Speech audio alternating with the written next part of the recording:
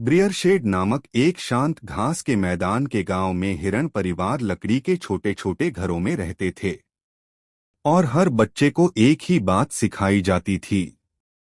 सूरज ढलने के बाद अटारी की ओर मत जाना।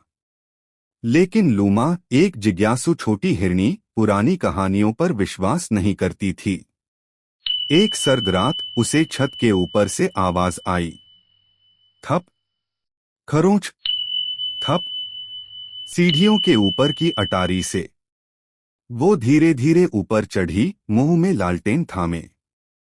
आवाज अचानक रुक गई। उसने अटारी का दरवाजा खोला। अंदर कुछ नहीं था, बस धूल और सन्नाटा। जैसे ही वो मुड़ी, उसके पैरों के पास निशान दिखे। एक और खुर का निशान। पर ये सामान्य नहीं था, उसमें पंजे भी थे। और फिर किसी ने फुसफुसाकर कहा, तू वो चीज लेकर आई है जो मेरी थी।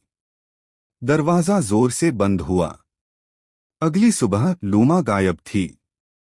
बस उसका रिबन मिला और फर्श पर कुछ निशान जो किसी हिरण के नहीं थे।